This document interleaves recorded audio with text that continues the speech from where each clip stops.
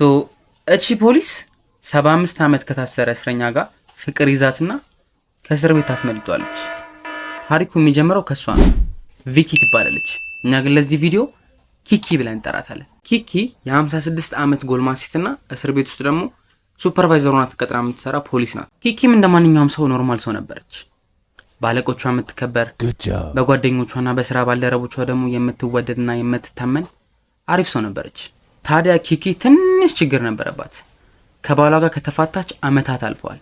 ታዲያም በሰዓት ድብርትና ብቸኝነት በጣም እያጠቃት ነበር። የዚህም ሰዓት ላይ ነው ፖሊስ ሆና ተቀጥራ የምትሰራበት እስር ቤት ውስጥ ከአንድ እስረኛ ጋር የምትቀራረቡ። ይሄ ሰውዬ ኬሲ ይባላል። እኛ ግን ለዚህ ቪዲዮ ካሳ ብለን እንጠራዋለን። ኪኪና ካሳ በጊዜ ሂደት እየተቀራረቡ ይመጣሉ።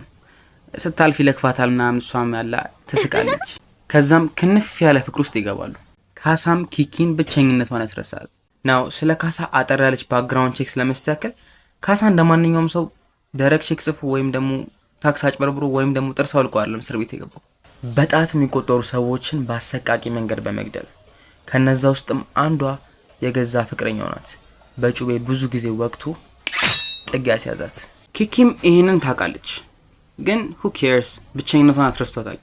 ሰውን ከወደዱ ከነጉዳን ጉዱ ብላ ነው መሰለኝ ትወዷለች። ጡረታ ለመውጣት ጥቂት አመታት ነበር ይቀራት።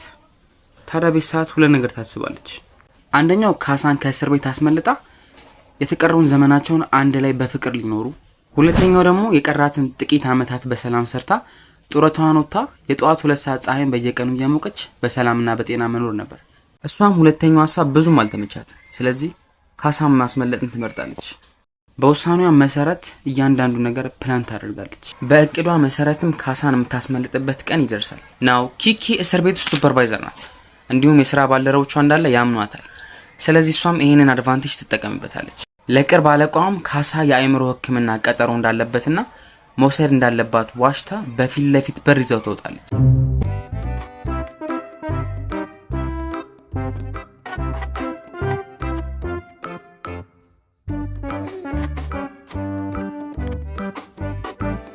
መኪና ውስጥም አስገብታ ማንም ሳይጠረጥራት በጋርዶቹ መሃል ይዛው ትወጣለች።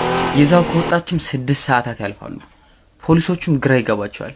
ነገሮችንም ለማጣራት ሲሞክሩ ካሳ የዛንለት የአእምሮ ሕክምና ቀጠሮ የሚባል ነገር ጭራሽ አልነበረም። ፖሊሶቹም ኪኪ ካሳ እንዳስመለጠችው እርግጠኛ ሲሆኑ ፍለጋቸውን ይጀምራሉ።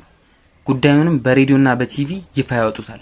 ኪኪና ካሳም ከእስር ቤት ያመለጡበትን የፖሊስ መኪና ፐብሊክ ፓርኪንግ ላይ ፓርክ አድርገውት ከአካባቢው ይሰወራሉ። እየፈለጓቸውም 4 ቀናት ያልፋሉ። በአራተኛውም ቀን ፖሊስ የስልክ ጥሪ ደርሷል። የደወለውም ሰው ከአንድ ቀን በፊት ካሳን የሚመስል ግለሰብ መጥቶ መኪናው እንደገዛው ይጠቁማል። መኪናውም ሰማያዊ ከለር ያላት ፎርድ F150 ናት።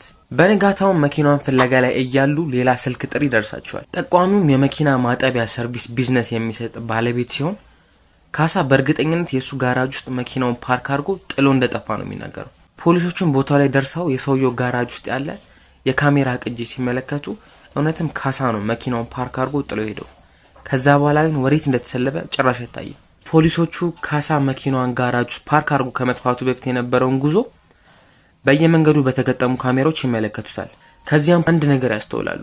ካሳ የሚነዳውን F150 በቅርብ ርቀት ሆና እያንዳንዱን ቅያስ እያዞረች የምትከታተለው ካዲላክ መኪና ነበረች። ፖሊሶቹም እቺን ካዲላክ እየነዳቻት ያለችው ኪኪ መሆን አለባት ብለው ይገምታሉ። ኪኪና ካሳም ካመለጡ ድፍን 11 ቀናት ይቆጠራሉ።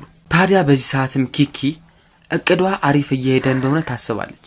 በ11ኛውም ቀን አንድ ፖሊስ ከረጅምና ካድካሚ ቀን በኋላ ወደ ቤቱ እየተመለሰ እያለ ካዲላኳን መኪናዋን የምትመስል መኪና ሞቴል ላይ ፓርክ ተደርጋ በቅርብ ርቀት ይመለከታል። ቀረብ ብሎ ሲመለከታትም ያቺ በመንገድ ላይ ካሜራ ካሳን ስትከታተል የነበረችው ካዲላክ ከሷ ጋር ታርጋው አንድ አይነት ነው። ከዛም በአፋጣኝ ለፖሊስ ይደውላል። ፖሊሶቹም ሲያጣሩ እውነትም ካሳና ኪኪ እዛ ሞቴል ላይ ሩም ይዘው ተደብቀው ነበር። ፖሊሶቹም ስትራቴጂ ነድፉና ሞቴሉን ሙሉ ለሙሉ በአራቱም አቅጣጫ ይከቡታል። ኪኪም በዚህ ሰዓት የሆነ ነገር ወደ ቀኝ እየሄደ እንዳልሆነ ተገምትና በመስኮት በኩል አጮልቃ ታያለች። በፖሊስ እንደተከበቡም ሲያዩ ድንግጥግጣቸው ይወጣል። ከዛም በድንጋጤ ውስጥ ሆነው በጀርባ በር ያመልጡና መኪናቸው ውስጥ ገብተው መሄድ ይጀምራሉ። ፖሊሶቹም ይከተሏቸዋል። ከዛም የሚሸሹበት መኪና በፖሊስ ይመታና አቅጣጫውን ስቶ ይጋጫል። የዛን ሰዓት ላይ ኪኪም በሚያሳዝን ሁኔታ የያዘችውን ሽጉጥ አውጥታ ራሷን ታጠፋለች።